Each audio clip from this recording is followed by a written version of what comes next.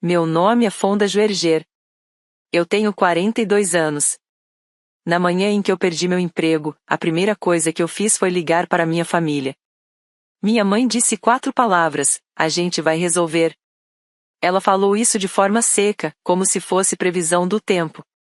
Depois perguntou se deveria falar com o banco sobre a hipoteca, não sobre mim. As primeiras palavras da minha irmã foram: isso é bem inconveniente. Meu irmão não atendeu. Eu fiquei sentada no chão da cozinha, em Columbus, Ohio, esperando uma mensagem, uma ligação, qualquer coisa. Fiquei pensando no que eu tinha pago por 11 anos, a hipoteca dos meus pais, o seguro do carro da minha irmã, a conta de telefone do meu irmão.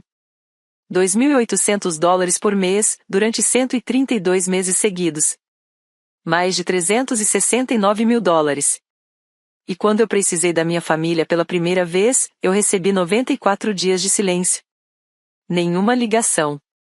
Nenhuma mensagem. Nenhum você comeu. Antes de eu te contar o que aconteceu no dia 95, se essa história está te fazendo sentir alguma coisa, por favor curta e se inscreva.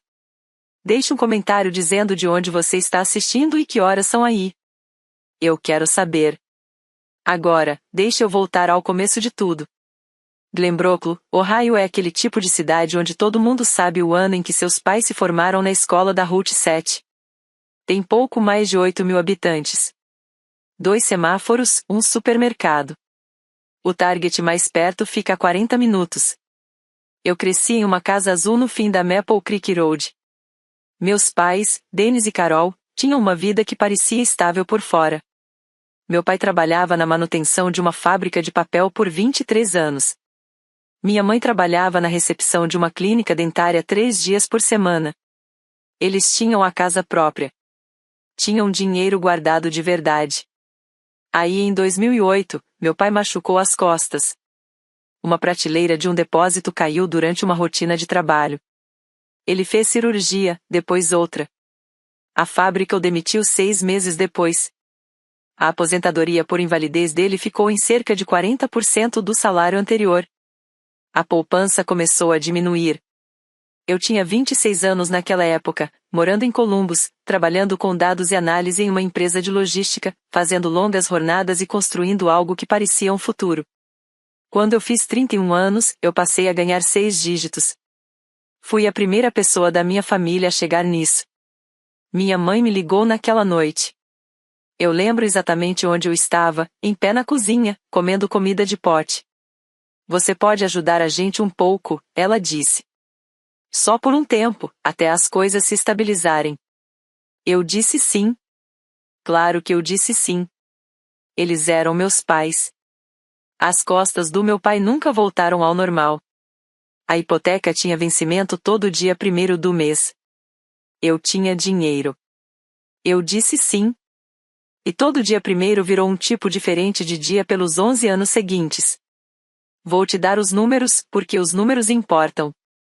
$1.400 por mês para a hipoteca dos meus pais. Esse foi o começo. O banco tinha colocado eles em uma faixa de pagamento maior depois de 2 parcelas atrasadas. Eu assumi. Depois veio Brienne, minha irmã mais velha, 38 anos, casada com Kylie, 2 filhos. O seguro do carro dela tinha vencido. Para renovar, tinha que pagar a multa junto com o valor normal. Só até eu me reerguer, ela dizia. $600 por mês, seguro, documentação, renovações e gasolina nos meses ruins. Depois veio Marcos, meu irmão mais novo, agora com 35 anos, mas ele tinha 24 quando tudo começou. O plano de celular dele ia ser cortado. $400 por mês virou padrão. O celular dele, assinaturas de streaming que iam se acumulando e nunca eram canceladas. E então tinha a categoria que eu comecei a chamar de despesas diversas. Todo ano aparecia alguma coisa. O tratamento dentário da minha mãe quando a cobertura dela acabou. O registro do carro da Brienne em 3 anos diferentes. Uma multa de trânsito do Marcos em 2019. O aquecedor de água da casa dos meus pais que quebrou em fevereiro de 2021. Em média, mais $400 por mês com imprevistos. $2.800 todo mês durante 11 anos. Eu nunca somei tudo isso até o dia em que eu não tinha mais nada para fazer além de ficar sentada na mesa da cozinha no escuro. 369.600 dólares. Esse número deixou de ser abstrato quando eu digitei. Eu vi a soma aparecer na tela e só fiquei parada olhando. Eu nunca montei um fundo de aposentadoria de verdade. Eu não tirei férias em 3 anos.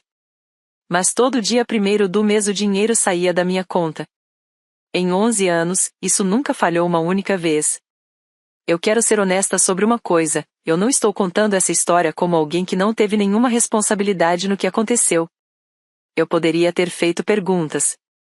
Eu poderia ter colocado um limite de tempo. Em 2017, eu tentei. Marcos tinha pedido mais $200 por mês para cursos online. Ele disse que ia tirar uma certificação. Eu comecei a perguntar. Primeiro falei com a Carol, se ele realmente tinha se inscrito, se existia mesmo um curso. A voz dela mudou em uns 4 segundos. Você não se importa com o futuro do seu irmão? Ela disse. Ele está tentando. Ele está tentando muito. Eu respondi que só queria entender o plano. Seu pai e eu sacrificamos tudo por essa família. Eu não esperava isso de você. Eu paguei os 200 extras. Marcos não se inscreveu em nada. A cobrança ficou 8 meses antes de eu cortar, sem dizer uma palavra. Esse virou o padrão. Toda vez que eu levantava uma preocupação, a conversa virava imediatamente sobre o sacrifício da Carol, sobre o que significaria eu parar de ajudar, sobre o que a família iria pensar de mim. O Dennis ficava em silêncio do outro lado da linha, e eu sentia um peso que eu não sabia como carregar. Eu aprendi a regra rápido. Perguntar custava mais do que dinheiro. Tinha mais uma coisa que eu só descobri depois. Quando a Carol falava de mim para a Patrícia e outros parentes, ela apresentava minhas contribuições como algo voluntário, até orgulhoso. Fonda adora ajudar a família, ela dizia. É quem ela é. Ninguém da família extensa sabia o valor real. A Carol tinha garantido isso. Não até a manhã em que eu apertei enviar. Em setembro passado, eu já estava na mesma empresa há 9 anos. Minha avaliação de desempenho naquele mês foi a melhor da minha carreira. Meu gerente usou palavras como excepcional e indispensável. Eu liderava uma equipe de 6 pessoas. Eu tinha construído toda a infraestrutura de análise de dados de uma empresa média de logística do zero, ao longo de quase uma década. Aquilo era meu em todos os sentidos que realmente importavam. E ainda assim, minha conta bancária tinha $22.000. Para uma mulher de 42 anos com salário de 6 dígitos, esse número deveria ser maior. Eu sabia disso. Toda vez que eu abria a conta no celular, eu fazia a mesma conta silenciosa, 5 meses de despesas, talvez 6 se eu apertasse tudo. Eu dizia para mim mesma que ia juntar mais depois do bônus de fim de ano, depois das festas, depois que tudo se acalmasse. A última vez que eu comprei algo só para mim, não para levar em reunião de família, não para visita de feriado, só para mim, tinha sido 14 meses antes. Um único blazer em promoção. Em outubro, começaram os rumores no escritório. A empresa controladora estava passando por uma reestruturação. Ninguém sabia quais áreas seriam afetadas. Eu ouvi a palavra consolidação numa reunião de quinta-feira.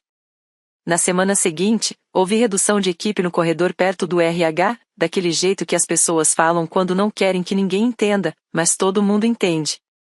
Eu não estava preocupada. Eu tinha avaliação de desempenho no meu arquivo. Eu tinha 9 anos de conhecimento interno. Eu tinha construído os sistemas que a empresa usava todos os dias. Eu não olhei de novo para os $22.000. Eu me disse que ia ficar tudo bem. Eu estava errada. Quarta-feira, 9h47 da manhã, uma coordenadora de RH com quem eu tinha falado 2 vezes me mandou um convite de calendário de 15 minutos. Sem assunto. Só meu nome e o número de uma sala. Eu entrei e encontrei 2 pessoas que eu quase não conhecia, uma liderança sênior de RH e alguém da empresa controladora. Estamos eliminando sua posição por conta de uma reestruturação organizacional, disse a líder de RH. Isso não é uma questão de desempenho. Eu lembro de cada palavra. Não porque eu estava gravando, mas porque o cérebro faz isso, ele guarda exatamente a frase que encerra uma vida como era antes. Ao meio-dia, 40% do meu departamento tinha sido demitido. Eu descobri quando voltei para minha mesa e vi as cadeiras ao meu redor vazias. Pessoas com quem eu trabalhei por anos simplesmente tinham ido embora. Minha rescisão cobria 3 meses. Padrão. Aceitável no papel.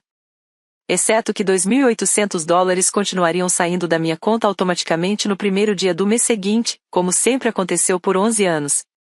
Esse detalhe não estava em nenhum documento da empresa. Eu não voltei para dentro depois de pegar minhas coisas. Peguei minha bolsa com o laptop, minha caneca de café e a pequena foto emoldurada que ficava na minha mesa. Saí para o ar de outubro e continuei andando por 40 minutos. Fiquei em uma ponte sobre o rio Sicioto e fiz as contas sem querer. 3 meses de rescisão. 22 mil em economias. 2.800 saindo no primeiro dia. No ritmo atual, eu tinha talvez 5 meses antes das coisas ficarem críticas. Peguei meu celular e liguei para minha mãe primeiro. Ela atendeu no segundo toque. Eu contei tudo de forma direta: a reestruturação, meu cargo eliminado, os 3 meses de rescisão. Expliquei que eu precisava pausar a contribuição da hipoteca enquanto eu me reorganizava. Ela ficou em silêncio por 2 segundos. Vamos dar um jeito, ela disse, seca, como se fosse um fato. Então, antes mesmo de eu respirar direito, ela perguntou se deveria ligar para o banco não para pensar em alternativas, mas para perguntar o que aconteceria se um pagamento atrasasse da hipoteca. Sobre o banco, não sobre mim. Eu disse que entraria em contato depois. E desliguei. Brienne atendeu no primeiro toque. Mesma informação, mesmas palavras. Eu disse que precisaria pausar a contribuição do seguro do carro por um tempo. Ah, ela disse. Isso é bem inconveniente. Eu e o Kyle estávamos contando com isso coberto durante o inverno. Não teve você está bem? Não teve sinto muito. Nem um segundo de preocupação. Eu te aviso, eu disse.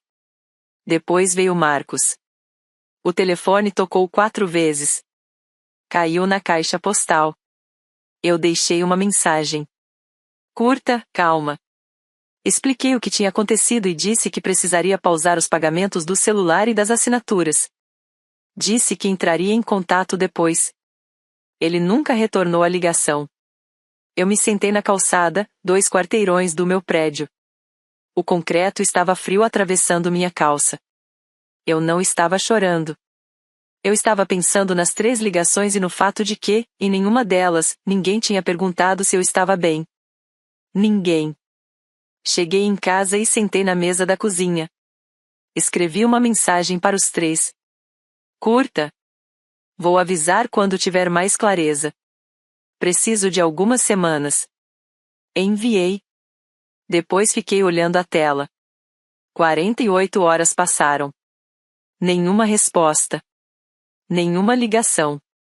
Nenhum se cuida. Nada. E isso de pessoas que tinham acabado de descobrir que quem pagava $2.800 por mês no total agora estava desempregada. No terceiro dia, abri meu aplicativo do banco. A transferência automática estava agendada para o primeiro dia do mês seguinte. Faltavam 6 dias. Entrei nas configurações e desliguei. Não avisei ninguém. Não expliquei. Só desliguei. Por 11 anos, o primeiro dia do mês tinha significado uma coisa: o dinheiro sai. Naquele mês, não saiu nada. Foi a manhã mais silenciosa que eu me lembro. Eu pensei que, com certeza, a ausência de $2.800 ia gerar pelo menos uma pergunta. Dia 7, dia 10, dia 14, nada. Comecei a fazer caminhadas longas de manhã. Atualizei meu currículo. Passei a fazer café em casa em vez da cafeteria da esquina. Eu olhava minha economia mudar em pequenas quedas e fazia contas a cada poucos dias. Eu me dizia que alguém ia ligar. Uma semana não era nada. As pessoas ficam ocupadas. Dia 20. Dia 25. Dia 30. O telefone continuava em silêncio. E eu comecei a entender uma coisa que eu não tinha deixado entender antes: o silêncio não era novo. Ele sempre esteve lá. Eu só não ouvia porque o dinheiro fazia barulho demais. A busca por trabalho começou no dia seguinte em que eu limpei minha mesa. Atualizei meu currículo naquela mesma noite. Procurei ex-colegas. Montei uma planilha de controle, empresas-alvo, datas de candidatura, status, follow-ups. Do jeito que eu sempre fiz tudo, porque dados eram a única coisa em que eu sabia confiar quando tudo começava a desandar. Em 30 dias, eu enviei 42 candidaturas. Fiz 2 entrevistas por telefone. Uma não passou da primeira conversa. Um em que o recrutador parou de responder depois do segundo e-mail. Eu passei a comer em casa todas as noites. Cancelei as 2 assinaturas de streaming que ainda estavam sendo pagas por mim. Comecei a acordar às 3 da manhã para refazer contas que eu já tinha feito 2 vezes antes de dormir. Enquanto isso, ninguém da minha família ligava. Eu sabia que a Brienne estava bem.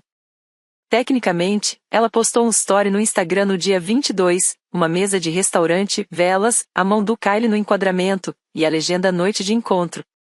Eu vi 2 vezes. Não toquei no coração. Eu deixei o celular de lado. Depois peguei de novo, consciente do que eu estava fazendo, guardando evidências de que as pessoas que eu amava não estavam se importando comigo. E eu não queria virar esse tipo de pessoa. Mas o problema era que não era algo que eu estava inventando. Estava simplesmente ali. O dia de ação de graças era dali a 6 semanas. Eu tinha organizado todos os anos nos últimos 11. No ano anterior, foram 14 pessoas. $840 em comida, vinho e decoração. Eu tinha coordenado tudo desde Columbus, inclusive quem ia levar cada prato. Nenhuma daquelas 14 pessoas tinha ligado em 30 dias. Eu continuei contando. No dia 35, a Sasha mandou mensagem. A gente trabalhou na mesma empresa por 4 anos antes da demissão dela na primavera anterior. Não éramos próximas no sentido de conversar sempre, mais como aquelas amizades em que vocês se entendem sem precisar marcar nada. A mensagem tinha 3 palavras: como você está? A gente se encontrou numa cafeteria perto do apartamento dela numa terça de manhã. Ela já estava numa mesa no canto quando eu cheguei. Ela me olhou daquele jeito que as pessoas olham quando percebem que alguém está carregando peso demais sozinha há muito tempo. Eu contei tudo. Não uma versão. Tudo. Os pagamentos, os anos, os números exatos, as 3 ligações no dia em que eu perdi o emprego. Os 35 dias sem uma única palavra de ninguém. Ela colocou a xícara na mesa. Eles não ligaram nenhuma vez, ela disse. Nenhuma? Ela não tentou justificar. Ela só ficou ali, com aquilo. E isso foi o certo a fazer. O que eu não sabia naquela época e só descobri semanas depois, quando meu pai finalmente me contou, era que no dia 47 ele tinha pegado o celular. Ele tinha aberto meu contato. Estava sozinho na cozinha de Glenbrook e queria me ligar. Mas a Carol entrou e viu. Deixa ela em paz, ela disse. Ela está lidando com isso. Ele guardou o telefone. Depois ele me disse que pensava naquele momento todos os dias. Eu acredito nele. Mas no dia 47, eu não sabia nada disso.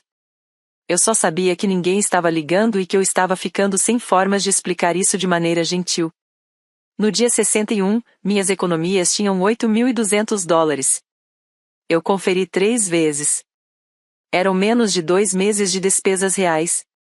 A rescisão tinha coberto o começo, mas 61 dias de contas, mercado e uma busca de emprego com mais rejeições do que respostas tinham reduzido a conta de 22 mil para isso. Eu estava na 3ª entrevista para uma vaga de gerente de análise em uma empresa de logística em Nashville, totalmente remota. Tudo tinha ido bem. Eu estava esperando a proposta. No dia 70, eu abri o Excel não para a busca de emprego, mas para outra coisa.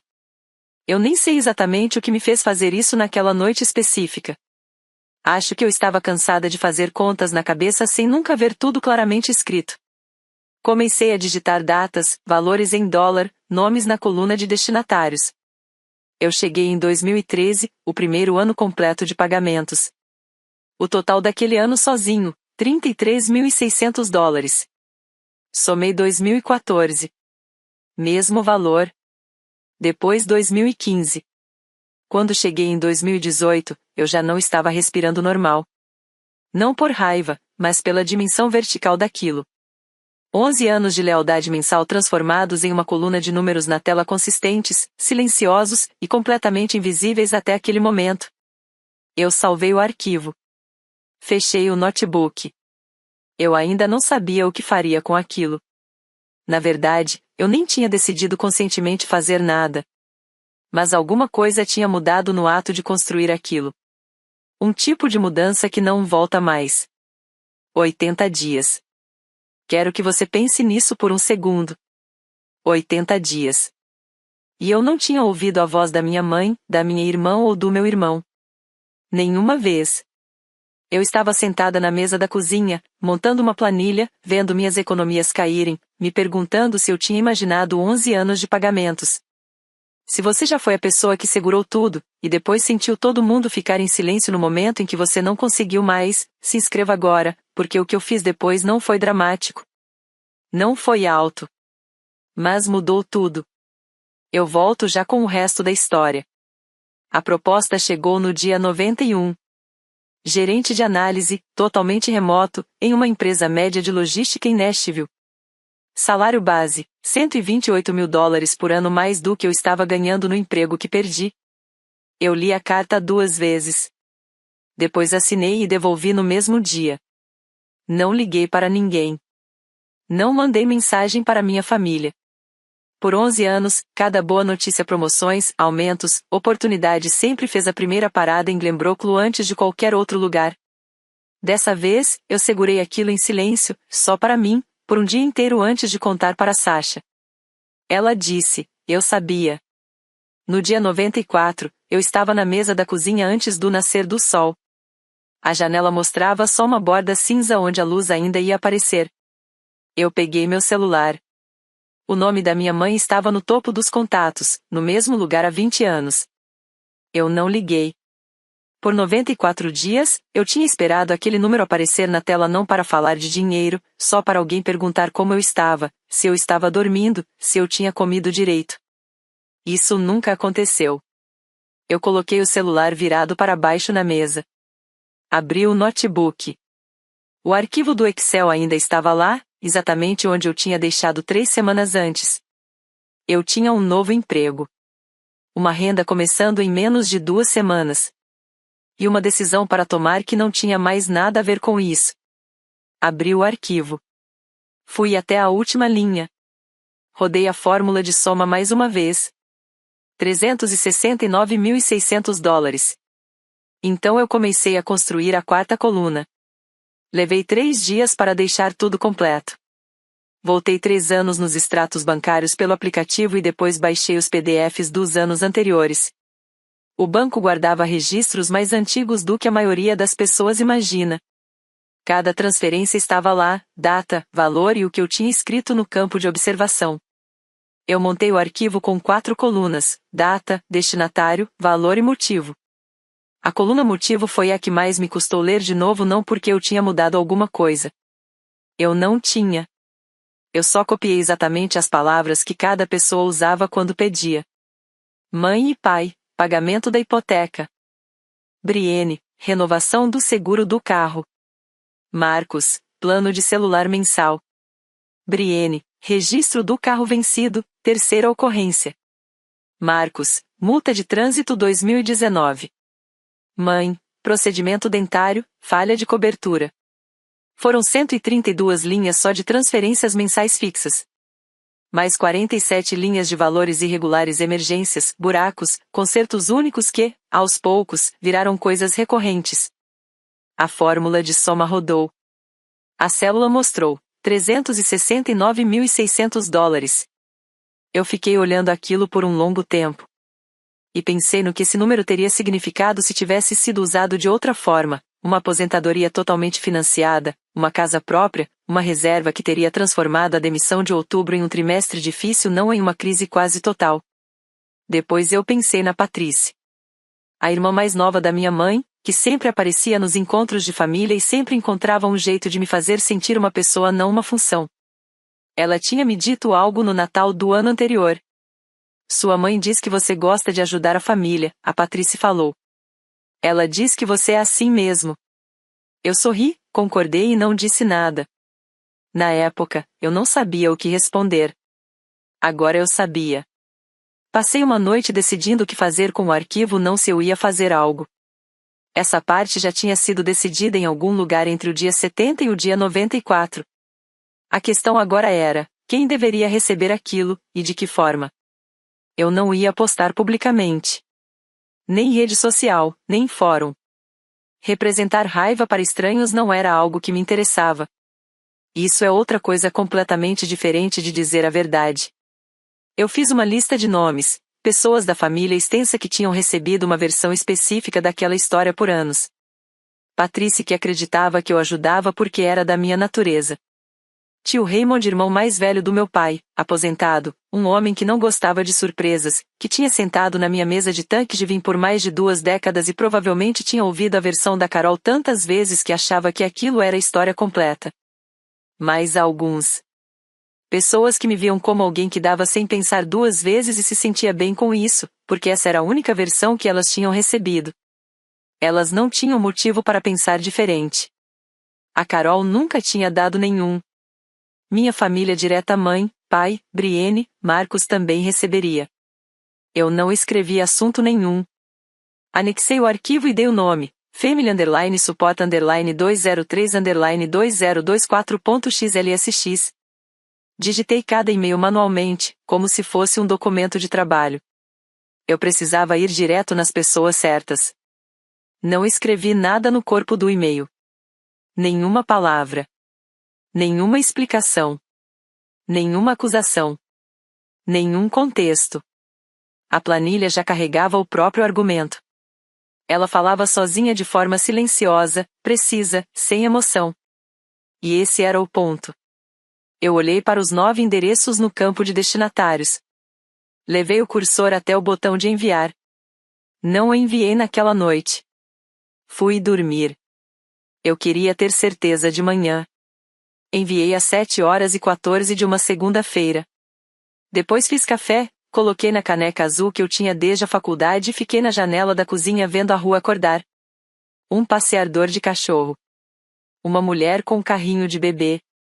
Um caminhão de entrega fazendo uma curva apertada no cruzamento.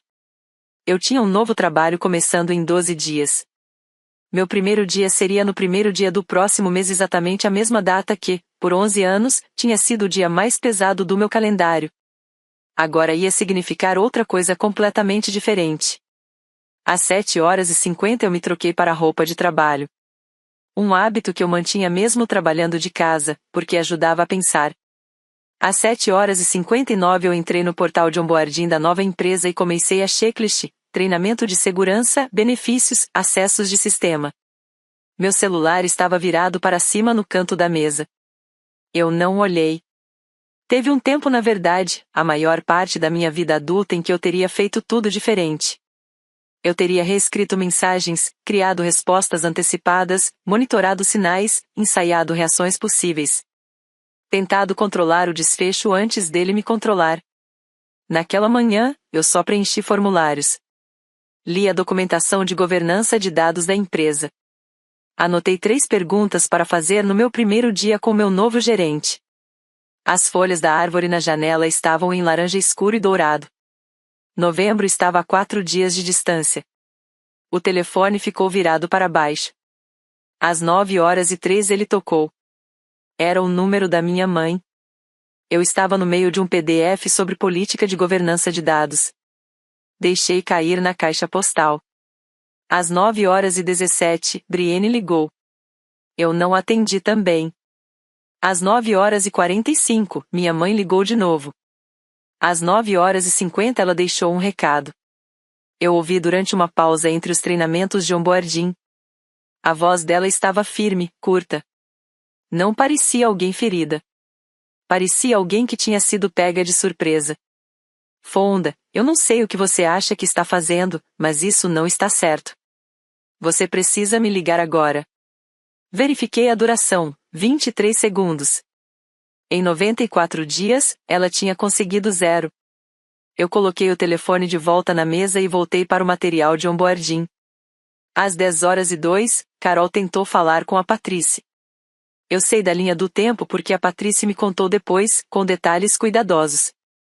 Carol ligou para ela às 9h22, antes mesmo da Patrícia abrir o e-mail naquela manhã. Disse algo como: a Fonda está fazendo uma coisa estranha. Não se preocupa se receber algo dela. A Patrícia disse: espera um pouco. E abriu a caixa de entrada. O arquivo estava lá. Ela abriu em 30 segundos. Levou mais uns 10 para carregar tudo. Ela olhou para a aba de totais. Depois começou a rolar os anos. Ela fez as contas do jeito que qualquer pessoa faz quando está olhando uma coluna de números que não deveria surpreender, mas surpreende. Carol, ela disse quando ligou de volta, você disse que ela só estava ajudando um pouco. 4 segundos de silêncio. É mais complicado do que parece, Carol disse. A Patrícia desligou. Carol tentou ligar de novo 3 vezes naquela manhã. A Patrícia não atendeu nenhuma. Depois eu soube que a Patrícia ficou sentada na mesa da cozinha dela em Cincinnati por um bom tempo depois de desligar. Ela já me contou essa história 2 vezes, sempre com a mesma expressão. Não dramática. Só parada. Quieta. Ela voltou no arquivo, coluna por coluna. As datas, os valores, os motivos. Ela sabia o que era uma hipoteca. Sabia quanto custa um seguro de carro. Sabia quanto era um plano de celular por mês. Ela tinha me visto organizar o tanque de vinho por mais de uma década. Tinha sentado na minha frente na mesa e acreditado na versão que contaram para ela, porque ninguém nunca tinha mostrado outra. Enquanto isso, Carol foi até o Raymond. O tio Raymond, irmão mais velho do meu pai, 66 anos, aposentado, o tipo de homem que termina o que começa e não gosta de surpresas de nenhum tipo, tinha aberto o e-mail no tempo dele. Quando a Carol conseguiu falar com ele por telefone, ele foi direto. Eu vi. Hey, você precisa entender, eu preciso falar com o Dennis, ela disse. A conversa não correu bem para o lado dela. O Raymond me disse depois que durou uns 8 minutos, e que ele falou o que precisava sem levantar a voz. O Dennis me ligou naquela noite. A voz dele estava baixa, daquele jeito que fica quando alguma coisa já passou do ponto da reação. Seu tio me ligou, ele disse. Eu sei, pai, eu respondi. Fonda. Eu sei, eu disse de novo. Não falamos muito mais naquela noite. Mas ainda íamos falar. Às 11 da manhã, eu liguei para Brienne. Foi a primeira vez que a gente falou em 94 dias. Ela atendeu antes do segundo toque. Estava chorando imediatamente. Não aquele choro contido, aquele que chega antes de qualquer frase, ocupando o espaço antes mesmo de uma palavra ser escolhida. Eu sei que eu errei, ela disse. Mas, Fonda, você fez a mãe parecer horrível para todo mundo. Brienne, eu disse. Só uma pergunta. Ela ficou quieta. Em 94 dias, você me ligou para perguntar se eu estava bem? Silêncio. Não é uma pergunta complicada. Mais silêncio. Isso não é, ela começou. Não é uma pergunta complicada, eu repeti. Mesmo tom. Ela desligou. Eu fiquei ali por um momento. Depois me levantei, enchi meu café de novo e voltei ao trabalho. Às 14h15, chegou uma mensagem do Marcos. A primeira comunicação dele em 94 dias. Eu não sabia que era tudo isso. Só isso. Eu li 2 vezes. Coloquei o celular de lado e não respondi na hora. Não por frieza, mas porque eu realmente precisava entender o que eu sentia sobre aquilo. Não era um pedido de desculpas. Era uma constatação. E existe diferença. Eu aprendi que isso é importante, não confundir as duas coisas. Mas era a única mensagem de alguém da minha família direta que reconhecia um fato real da situação sem imediatamente redirecionar tudo para os sentimentos de outra pessoa. Para o Marcos, que passou 35 anos evitando conversas difíceis, aquilo já era alguma coisa. Eu não respondi naquele dia, mas também não apaguei a mensagem. Naquela noite, eu liguei de volta para minha mãe. Ela atendeu no primeiro toque, já falando antes mesmo de eu dizer qualquer coisa. Você machucou essa família, Fonda. Você não pensou no que isso ia fazer com todo mundo. Sua tia, o Raymond, todos eles lendo aquilo e pensando. Mãe, eu disse. Ela parou. Eu só quero te fazer uma pergunta. Qual? Em 94 dias, quantas vezes você ligou para saber se eu estava bem? Silêncio. Eu deixei o silêncio ficar. Não é tão simples assim, ela disse. Eu não queria te pressionar mais. Não foi isso que eu perguntei. Mais silêncio. Mãe, eu disse. Os pagamentos pararam. Não vão voltar. Você não pode fazer isso, ela respondeu na hora, a voz mais dura. A gente depende disso. Só a hipoteca. Eu sei, eu disse. Você e o pai vão precisar resolver isso com o banco. Existem opções. Isso não é justo. Eu paguei essa hipoteca por 11 anos, eu disse. Eu fiz o mais justo que eu sabia fazer por 11 anos. E quando eu precisei de alguém para pegar o telefone e perguntar se eu estava bem, eu recebi 94 dias de nada. Ela começou a falar de sacrifício, do que tinha aberto mão, do que significava a família. Mãe, eu disse. Eu te amo. E eu não vou mais fazer isso. E desliguei. Minha mão não tremia. Meu café ainda estava quente. Eu dei um gole e fiquei sentada no silêncio do meu apartamento, entendendo pela primeira vez em muito tempo uma coisa simples. Eu não era obrigada a esperar ela ficar bem para eu poder sentir alguma coisa. A Patrícia me ligou naquela tarde. Foi a primeira vez em 95 dias que alguém da minha família entrou em contato comigo por iniciativa própria para saber de mim e não para pedir que eu resolvesse alguma coisa. Ela não começou com discurso. Ela fez uma pergunta só. Você está bem, querida? Eu tive que respirar fundo. Essas 3 palavras, depois de tanto tempo, bateram no lugar que eu nem sabia que ainda estava vulnerável. Eu estou bem, eu disse. Na verdade, estou. Ela disse que acreditava em mim. Depois me contou exatamente o que viu quando abriu o arquivo. Ela tinha carregado uma história sobre mim por anos, generosa, amorosa, alguém que fazia coisas pela família porque isso a completava. A planilha tinha corrigido essa história inteira. Eu não sabia, ela disse. Nenhum de nós sabia, porque nunca nos disseram. Essa confirmação caiu num lugar importante. A Carol não tinha só escondido os números. Ela tinha construído uma versão de mim, uma mulher que ajudava porque queria, porque era da natureza dela. E isso tornava muito mais difícil alguém questionar se aquilo era sustentável ou não. A conversa do Raymond com meu pai tinha sido direta, sem suavizar nada. Pelo que soube, o Dennis não contou tudo imediatamente. Mas no fim daquela semana, as pessoas da família extensa que sempre ligavam primeiro para Carol começaram a demorar mais para responder. As mensagens de grupo de feriados ficavam horas, às vezes dias sem resposta. Ela não tinha sido excluída. Ela só tinha se tornado visível de um jeito que nunca tinha sido antes. A planilha nunca falou nada sobre ela. Nem precisava. Às vezes, o registro mais fiel é justamente aquele que não tenta explicar nada. 3 dias depois do e-mail, alguém bateu na minha porta às 11 da manhã. Eu não estava esperando ninguém. Olhei pelo olho mágico. Era meu pai. Ele estava parado no corredor com a jaqueta marrom que ele usava há 15 anos, segurando as chaves do carro. Eu abri a porta. Eu vim dirigindo, ele disse. Só isso. Eu dei espaço e ele entrou. A gente sentou na mesa da cozinha. Ele parecia mais velho do que da última vez que eu tinha visto, que tinha sido no tanque de vinho do ano anterior, embora aquilo parecesse uma década atrás. As mãos dele estavam juntas em cima da mesa, daquele jeito dele quando está escolhendo as palavras com cuidado. Eu deveria ter ligado, ele disse. Naqueles 94 dias, eu deveria ter atendido o telefone. Eu não falei nada. Eu quero que você saiba que eu quase liguei, ele disse. No dia 47, seu nome estava na tela. Eu sabia. Eu já sabia disso. Ele tinha me contado por telefone 2 dias antes. Mas ouvir ali, na minha mesa, era diferente.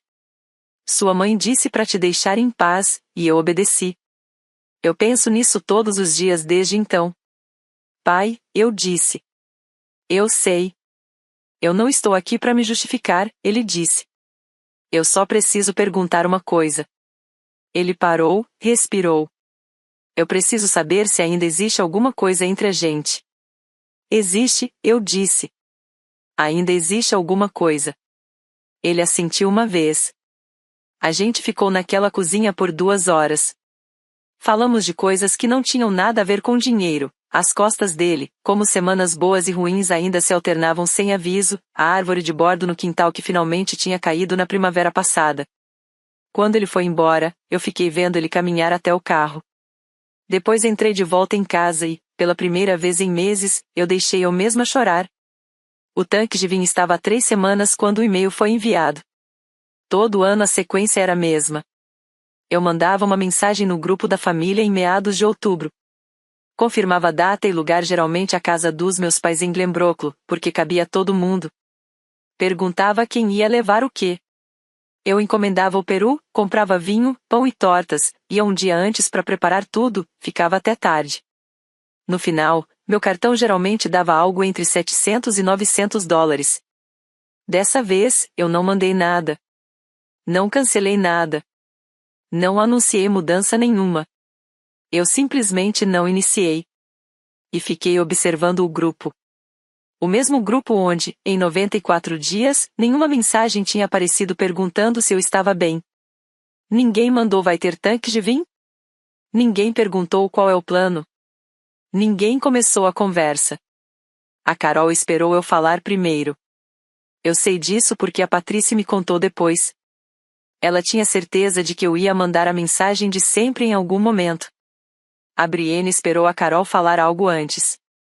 O Kyle, pelo que parece, perguntou uma vez. A Brienne disse que não sabia o que ia acontecer naquele ano. O Marcus não pensou em perguntar. Ele mesmo me contou isso meses depois, com aquela honestidade direta que é a coisa mais decente que existe nele. Eu só achei que alguém estava cuidando disso, ele disse. Ele respondeu que ninguém estava cuidando de nada. A manhã de tanque de vinho chegou. 31 anos seguidos sem quebrar a tradição. Dessa vez não teve mesa, não teve peru, não teve 14 pessoas na sala da casa em Glenbrook. Eu cozinhei macarrão do zero no meu próprio fogão, no meu próprio apartamento, com a janela entreaberta e o ar de novembro entrando. Não foi a refeição mais triste da minha vida. Nem perto disso. Na manhã depois do tanque de vinho, eu e a Sasha nos encontramos para o café da manhã. Ela já estava na mesa quando eu cheguei, com as 2 mãos em volta da caneca. Ela tinha aquela expressão de quem estava ensaiando como perguntar como você está desde a noite anterior. Como você está? Ela disse. Estou bem, eu respondi. Não só dizendo isso por dizer. Ela me observou por um momento. Tá. Eu acredito em você. A gente pediu comida. O lugar estava silencioso daquele jeito típico do dia depois do tanque de vinho, metade da cidade dormindo até tarde, a outra metade viajando. A gente ficou com o canto de trás só para nós. Você chegou a viajar? Ela perguntou. Não. Fiquei em casa. Tanque de vinho? Eu fiz macarrão, eu disse. Do zero. Foi melhor do que eu esperava. Ela riu a risada de verdade, não a educada. E então ela fez a pergunta que ela realmente estava segurando. 31 anos. Sim, eu disse. A família fazia tanque de vinho há 31 anos seguidos. Nenhuma vez tinha falhado. Esse ano ninguém organizou. Ela olhou para mim. Então simplesmente não aconteceu? Não. Porque eu não organizei. Ela segurou a caneca com as 2 mãos e ficou em silêncio com aquilo. Você vem fazendo essa mesa há 11 anos, ela disse. Mas, eu respondi. De formas diferentes. E naquele momento eu percebi algo que eu nunca tinha dito em voz alta. Eu nunca tinha feito um tanque de vinho na minha vida adulta que fosse para mim. Sempre tinha sido para outras 14 pessoas. O macarrão que eu comi sozinha na noite anterior, no meu apartamento, com um copo de vinho e a janela aberta, foi o primeiro jantar de novembro sem nenhuma obrigação anexada a ele. Foi estranho nomear isso. Estranho, e ao mesmo tempo parecia alívio. 31 anos tinham simplesmente acabado. Não porque eu anunciei. Não porque eu enviei uma última mensagem. Acabou porque eu parei de ser a pessoa que fazia acontecer e ninguém mais assumiu. Eu quero te perguntar uma coisa antes de continuar. Se você já foi a pessoa que segurou tudo que mandava a primeira mensagem, marcava a data, comprava comida, fazia as ligações, você já se perguntou o que aconteceria se você simplesmente não fizesse mais isso?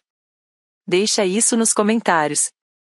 E se você ainda não se inscreveu, se inscreve agora, porque nos próximos minutos eu vou te contar exatamente o que eu decidi sobre o dinheiro, sobre a minha família e sobre o que eu queria para a próxima fase da minha vida. No começo de dezembro, eu sentei com uma consultora financeira pela primeira vez na vida adulta. O nome dela era Dana Merritt. Eu tinha encontrado ela por um colega do trabalho novo. Ela tinha uns 50 e poucos anos, usava óculos simples, e não suavizava nada do que dizia, o que eu acabei agradecendo desde o primeiro minuto. A gente revisou tudo. Minhas economias, meu salário, e a completa ausência de uma estratégia real de aposentadoria além de uma contribuição mínima para o 401k que eu não ajustava há 2 anos. Você está perdendo uma quantidade significativa de renda todo mês, ela disse, olhando os números que eu levei. Eu sei, eu respondi. Ela me ajudou a abrir uma roteira. Aumentamos minha contribuição do 401k para 15%. Definimos uma meta de poupança, pelo menos 6 meses de despesas, com um prazo claro para chegar lá. No caminho de volta para casa, eu fiz as contas de como minha conta ficaria em 12 meses se $2.800 continuassem na minha coluna todo mês, em vez de sair. O número foi esclarecedor de um jeito simples, quase óbvio. Eu nunca enviei um aviso formal para minha família dizendo que os pagamentos tinham terminado de vez. Não teve carta, não teve documento. A transferência automática tinha sido desligada desde o 3º dia em que eu fiquei desempregada. E eu não tinha intenção de ligar de novo. A decisão já tinha sido tomada. Eu só não tinha colocado isso em palavras. Meus pais teriam que lidar com o banco, opções de refinanciamento, ajuste de condições, revisão de renda. Eu pesquisei isso em silêncio. Não era simples, mas era possível.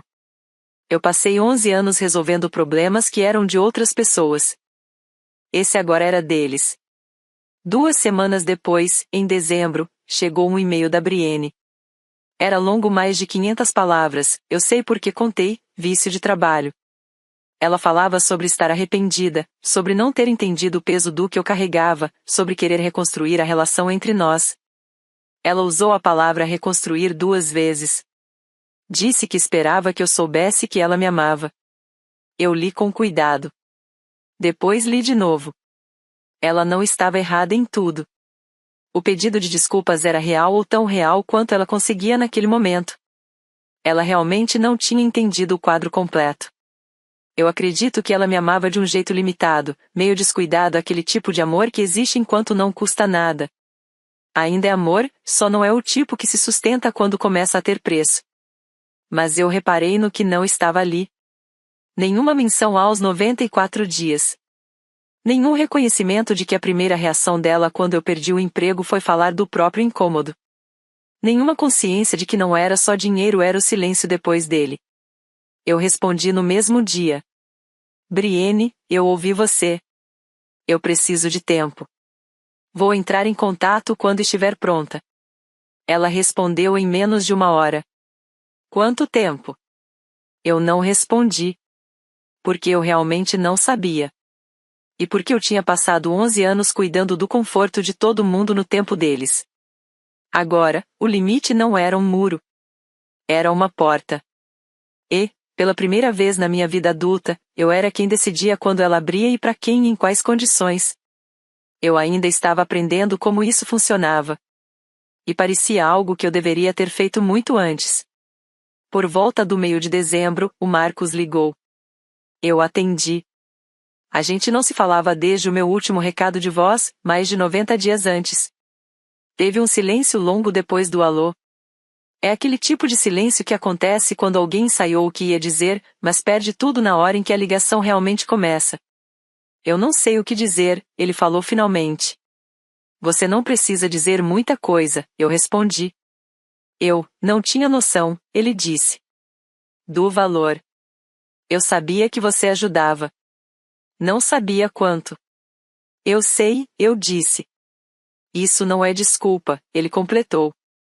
Eu sei também. Ele ficou quieto de novo. O Marcos lida com conversas difíceis como alguém atravessando um quarto escuro, devagar, com a mão na parede, com medo de derrubar alguma coisa. Eu resolvi meu próprio plano de celular, ele disse. Eu percebi que a cobrança sumiu, eu respondi. Eu devia ter feito isso anos atrás. Devia, eu disse. Devia mesmo. Sem discurso de perdão. Sem fala sobre seguir em frente. Ele sabia que tinha deixado anos passarem sem construir o que ele podia ter construído. Eu sabia disso. E ele sabia que eu sabia. E isso, de certa forma, foi a conversa mais honesta que eu e o Marcos já tivemos. Não foi uma resolução. Foi mais um reconhecimento de que uma conversa de verdade era possível, que já era mais do que eu esperava dele 6 semanas antes, quando aquela mensagem de 2 linhas chegou e eu não sabia o que fazer com aquilo. A gente conversou mais uns 12 minutos. Ele falou de um emprego que estava tentando, com salário e benefícios. Eu disse que esperava que ele conseguisse. E eu estava falando sério. Quando desligamos, alguma coisa dentro de mim ficou mais estável. Algo que tinha ficado instável por muito tempo. Minha mãe me ligou numa quinta-feira, na 3ª semana de dezembro. Eu já tinha começado a atender algumas ligações dela, não quando ela ligava, mas quando eu me sentia pronta. Dessa vez eu atendi. Ela estava mais calma do que antes. Sem aquele tom duro no começo. Ela tinha começado a fazer terapia, disse. Algo que o Dennis tinha organizado que me disse mais sobre ele do que ele tinha falado diretamente. Ela disse que estava tendo dificuldade. Eu acreditei. Eu quero te dizer que sinto muito, ela falou. Por não ter te ligado durante aqueles meses. Tá, eu disse. Eu estava com medo, ela disse. Com medo de quê? Uma pausa. De você dizer que não podia mais ajudar. Eu fiquei em silêncio. Mãe, eu disse. Então o seu primeiro pensamento quando eu fui demitida foi se eu ainda podia pagar a hipoteca? Ela não respondeu na hora. Eu te amo, ela disse. Não foi isso que eu quis dizer. Eu sei que você me ama, eu respondi. Mas foi isso que aconteceu. Você ligou para falar do banco, não de mim. E depois ficou 3 meses em silêncio. Eu não pensei. Eu sei, eu interrompi. Eu não completei a frase por ela. Ela ia ter que carregar aquilo. Eu não estou te cortando da minha vida, eu disse. Eu não vou sumir. Mas eu não vou mais ser a pessoa que essa família procura quando tem conta para resolver. Se você quiser me ligar porque quer falar com a sua filha, eu estou aqui. Ela chorou. Eu deixei. Quando ela se acalmou, a gente conversou mais uns 15 minutos sobre coisas que não tinham nada a ver com dinheiro. Foi estranho. Meio travado. Como reaprender a andar depois de muito tempo deitado. Mas foi um começo. Um começo de verdade. A situação da hipoteca levou cerca de 6 semanas para se resolver. Meus pais entraram em contato com o banco em dezembro e passaram por uma revisão formal. A renda combinada deles, o benefício de invalidez do Dennis e o salário parcial da Carol foi suficiente para aprovar um novo plano de pagamento reestruturado. O valor mensal até aumentou um pouco em relação à hipoteca original, depois dos ajustes, mas ainda era viável. Não confortável, mas possível de administrar. A mudança mais difícil foi a Carol voltar a trabalhar em período integral. A clínica odontológica ofereceu mais horas, e ela aceitou. Isso aconteceu numa terça-feira comum de janeiro, com papelada comum do jeito que mudanças reais na vida normalmente acontecem. Sem drama, sem anúncio. Só mais horas na recepção toda semana. Isso significava uma coisa que eu não conseguia dizer em voz alta sem parecer cruel. Mas eu pensei nisso por 8 anos. Aquele arranjo tinha permitido que ela não precisasse fazer isso porque eu sempre estava lá. O Dennis me contou sobre o refinanciamento numa das nossas ligações de terça de manhã. A gente tinha começado a conversar 2 ou 3 vezes por semana, só nós dois, algo que, honestamente, nunca tinha acontecido na minha vida adulta inteira. Ele disse que o processo tinha sido estressante, mas possível de resolver. Disse que a Carol estava se adaptando. E então falou uma coisa que eu anotei depois, porque quis guardar exatamente como ele disse. A gente devia ter feito isso anos atrás, ele falou. Não só por causa do dinheiro, mas porque a gente devia ter se sustentado sozinho. Eu não respondi na hora. Eu valorizei ele ter dito aquilo sem ninguém ter pedido. Foi a coisa mais adulta que qualquer um dos meus pais tinha me dito em anos. Eles não perderam a casa. Não precisaram perder. Eles resolveram o problema sozinhos porque eu não era mais a solução. O mapa social da família tinha mudado em silêncio. A Patrícia virou a pessoa com quem eu mais falava daquele lado da família. Não por combinação, mas pela gravidade natural de quem perguntava e quem nunca perguntou. Às vezes a gente jantava por telefone aos domingos, cada uma na sua cozinha. Falávamos do programa de pós da filha dela, do meu primeiro mês no novo trabalho, de um livro que ela estava lendo. Era leve de um jeito que eu não esperava que família pudesse ser. O Raymond me mandou um cartão em janeiro, um cartão físico, escrito à mão, o que já dizia tudo sobre o tipo de homem que ele é. 3 frases. Tenho muito orgulho de você. Quero que você saiba que eu vejo quem você é. Seu pai tem sorte de ter você ao lado dele. Eu deixei esse cartão na janela da cozinha por 2 meses. No restante da família extensa, primos, amigos antigos dos meus pais, pessoas que apareciam nas festas, a mudança foi mais silenciosa ainda. Ninguém anunciou nada. Mas pessoas que antes sempre passavam tudo pela Carol começaram a falar direto com o Denis. A relação da Patrícia com a irmã mais velha dela também ficou mais medida, de um jeito que não era antes. Ainda era civilizado, mas com uma distância nova e visível. A Carol comentava isso com o Denis, que comentava comigo. Eu não oferecia solução nenhuma. Existe um peso específico em ser visto com clareza depois de anos vivendo dentro da versão de outra pessoa sobre você. A Carol tinha sido a narradora de uma história específica por muito tempo.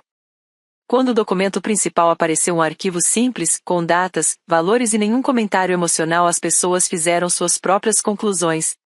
Eu não precisei fazer mais nada. O registro fez isso por mim. Em fevereiro, 3 meses depois do novo emprego, minha conta de poupança tinha $31.400. Eu quero que isso fique por um segundo. 22 mil quando fui demitida. Agora, 3 meses depois, não só por causa do novo salário, mas porque $2.800 tinham parado de sair da minha conta todo dia primeiro. Eu pagava minhas contas sem ansiedade de cálculo. Apliquei o valor máximo no meu Roth IRA naquele ano, algo que eu nunca tinha feito antes em nenhum outro ano. Aumentei a meta do fundo de emergência e comecei a calcular quando eu chegaria lá. Comprei uma viagem para Charleston em abril. 4 noites. Um hotel que eu encontrei numa terça-noite, escolhendo de verdade sem me convencer a desistir antes mesmo de escolher. Paguei tudo à vista, sem fazer contas paralelas para ver se podia. Eu pensei muito sobre o dia 1º de fevereiro depois disso. Por 11 anos, esse dia vinha com uma notificação automática. Transferência confirmada: 1.400 para meus pais, 600 para a conta da Brienne, 400 para o plano do Marcos. Depois os valores extras. A notificação chegava, eu via, fechava o aplicativo e seguia o dia. Como se fosse barulho de fundo. Algo que simplesmente fazia parte da rotina. No dia 1º de fevereiro, eu acordei, fiz café e abri o aplicativo. Meu saldo era exatamente o mesmo da noite anterior. Nada tinha saído. Parece uma coisa pequena. Mas não é. Pela primeira vez na minha vida adulta, o primeiro dia do mês era só um dia. E eu quero deixar uma coisa clara, porque isso importa. Eu não sou uma vítima simples numa história simples. Eu sei que, por 11 anos, fui eu quem transferiu o dinheiro. Ninguém me obrigou. Ninguém falsificou minha assinatura. Eu disse sim em 2013 e continuei dizendo sim por 131 meses seguidos, porque eu aprendi cedo que dizer qualquer outra coisa vinha com um preço diferente. O preço de ser vista como alguém que não amava a família o suficiente. Essa foi uma lição que eu absorvi jovem demais para questionar e, depois, cansada demais para desfazer. Mas eu já vivi tempo suficiente com isso para enxergar com mais clareza. A mulher que eu era aos 31 anos, na cozinha, quando minha mãe pediu ajuda no mesmo dia em que eu tinha passado de 6 dígitos de renda, ela disse sim porque amava a família e queria ajudar de verdade. Isso também é verdade. As duas coisas podem ser verdade ao mesmo tempo. A escolha que eu fiz depois de parar, de documentar, de enviar também. Isso também era meu. Não vingança.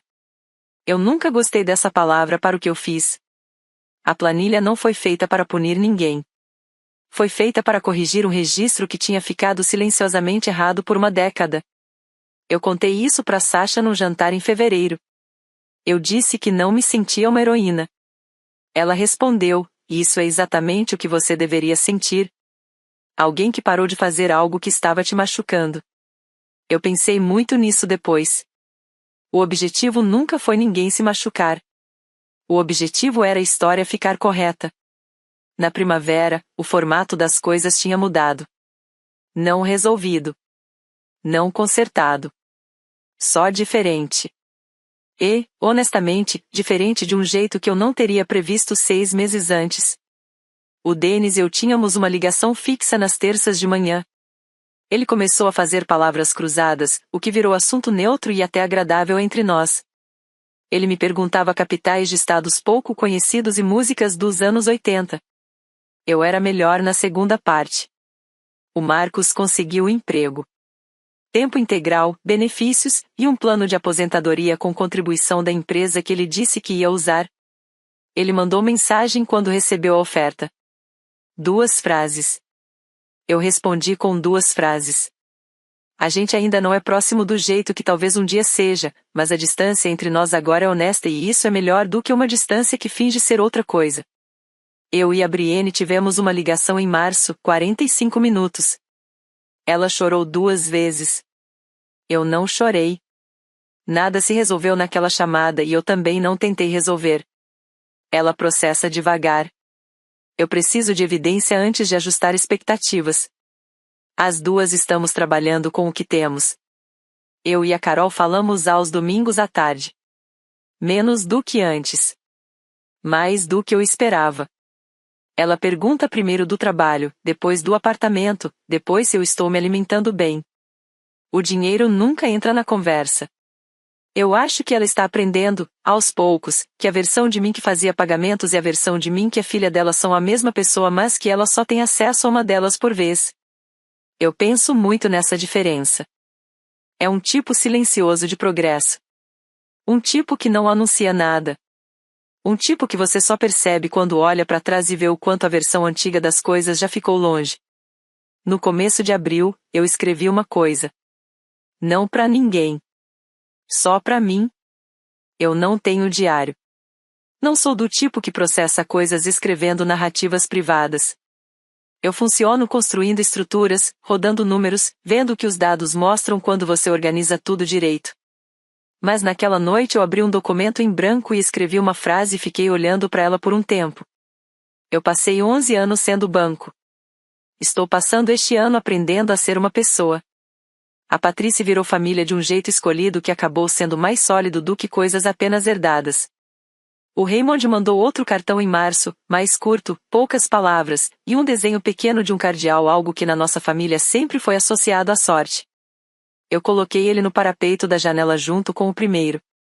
A Sasha era alguém para quem eu podia ligar sem motivo nenhum, algo que, aos 42 anos, eu quase tinha esquecido que as pessoas ainda podiam simplesmente fazer. Eu pensei na versão de mim que disse sim em 2013. Pensei em todas as versões que continuaram dizendo sim depois disso. Eu já não estava mais com raiva delas. Elas fizeram o que sabiam fazer com o que tinham naquela época. Aqui está o que eu entendo agora. Generosidade não é dar até ficar vazio. Isso não é generosidade. Isso é erosão com um nome mais bonito. E limites não são muros. Um limite é uma porta. Você decide quem entra, quando entra e sob quais condições. E essas condições precisam ser honestas. E por 11 anos, as minhas não eram nem com a minha família, nem comigo mesma. Eu estava tentando corrigir isso.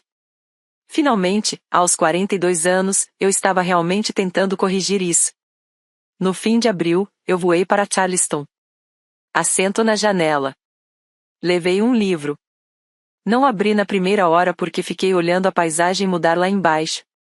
O grid plano de Ohio virando as colinas suaves da Virgínia, e depois a aproximação longa da costa da Carolina do Sul. O quarto de hotel tinha uma varanda pequena virada para o leste. Na primeira manhã, eu acordei antes das 7.